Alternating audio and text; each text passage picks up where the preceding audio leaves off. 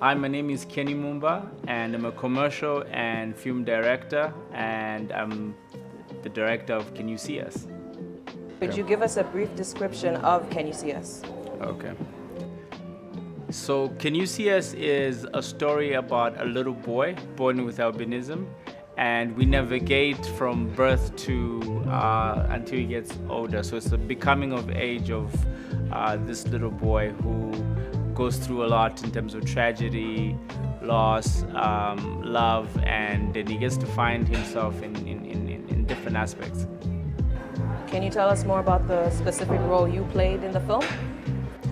So, as a film director on Can You See Us, my job was to be able to give an interpretation of what the script is.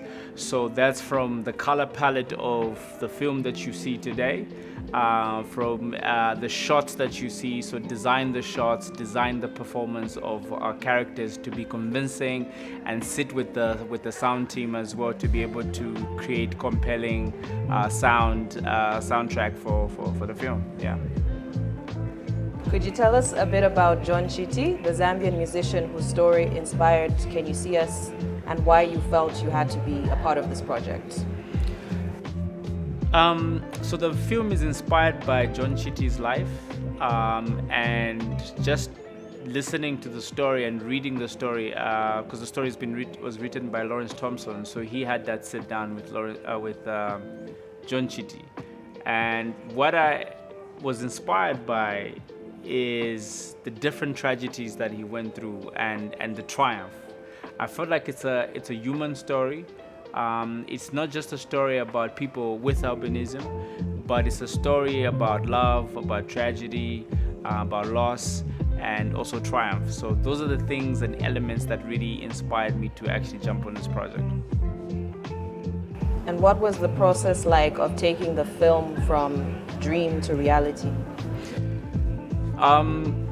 So the project is produced by Yasmin Dodia, and when I sat with her as a producer, so what her job is to give an interpretation of what my vision is and bring it to life. So my approach with the story was to be able to tell a story in a very honest style. So from a camera movement perspective, we were not going for something very dramatic in terms of these camera push-ins, because we wanted to tell a story that felt real, honest, and not really made up. So from how the emotions were put across, even if you hear the accents, they're really Zambian accents of the typical Zambian. And all those elements were little nuggets that I put together to be able to tell a story that felt interesting. Then the other thing in terms of the lighting, I wanted like a very warm style in terms of the skin tones, but when it's dark, some of the scenes are really dark to kind of give an interpretation of what the emotion is. So that's really was my approach to kind of put this together and tell a story that was honest. How did you ultimately settle on Tavo Kamba to play the character of Joseph, being a girl playing a boy? So the amazing story behind our lead, who's Tao, is that we were initially looking for a boy to play this role. And we did the casting process. We couldn't find anyone that could actually carry the story, someone who could bring out the emotions. And if you look at the story, it's really 80% really resting on this 10-year-old going through life. So I was almost giving up at the end when it was like a week before the shoot. So I was telling my producer to call it off and say, let's wait until we can actually find someone. And the interesting thing is she found someone, and that someone was this little girl who walked in, and she was straight from school. She was in her school uniform. She walked in, and I gave her a scenario, and she auditioned for us. Just right after the audition, she kind of brought tears to our eyes, and I remember Yasmin asking the mom, saying, "Okay, this is amazing, but I would like how to play a boy. Is that something that she would be interested? I think before Yasmin could actually even finish her statement, Tawa was excited and said, yeah, definitely she would do that, and the mother was really supportive. And that's when we started the process of training and working with her to actually learn the mannerisms. But the thing about Tawa is she was a natural. She was like, she'd pick up something and deliver it. And she'd also pull from some of her life experiences to be able to tell a story that is honest. What kind of impact has Can You See Us had, both in terms of societal impact and impact on the Zambian film industry? I believe Can You See Us, the impact it's had is more kind of being accepting to people who are different from you, and opening up the conversation for things that people do not want to talk about, but at the same time giving voiceless people a voice. And I feel that's kind of come across strongly. How I know this is because we've received like thousands of messages across the world, people telling us like what they went through in the time they are watching it and what emotions that it evoked. So just seeing that impact, you kind of see that there's an impact on our society. Looking at people people with albinism being looked at in a certain light. I think this kind of shades that light, that the person across the room is just someone who is just of a different skin color and a different condition from you. They're exactly the way you are. They feel the same emotions you feel, and that's what actually you see in the film. But also seeing a global impact in places where they don't have that discrimination, but being able to connect with the film from a perspective of just human emotions of discrimination, of being different. Yeah. How does it feel knowing that you are part of a team that created a monumental Zambian film that's changing the industry? Don't know how to answer that one. See, what lie can I pull up? I'm joking. I think creating Can You See Us, of course I'm just one person, but there was a bigger team behind it. There was the writer and executive producer Lawrence Thompson. There was also the producer Yasmin Dodia, in terms of just making sure that we have everything we need and that we achieve the goals that we want to achieve in telling the story. And from the amazing actors, I think the impact and the feeling and the emotion is, I was too close to the project for about 2 years looking at it.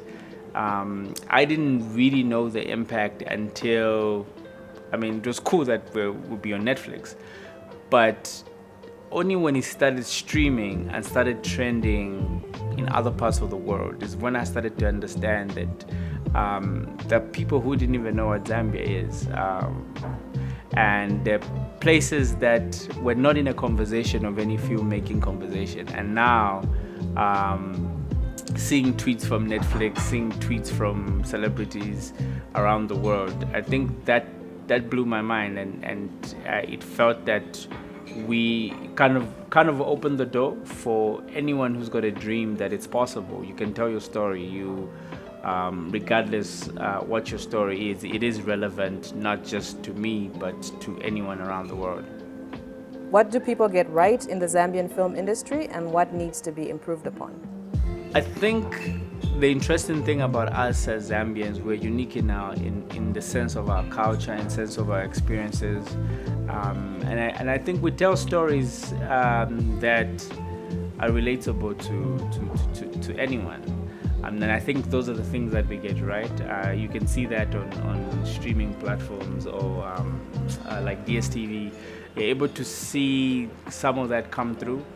But I think what we need to improve and work on is just some of the technicalities and some of the beautiful performances that we're missing in our stories.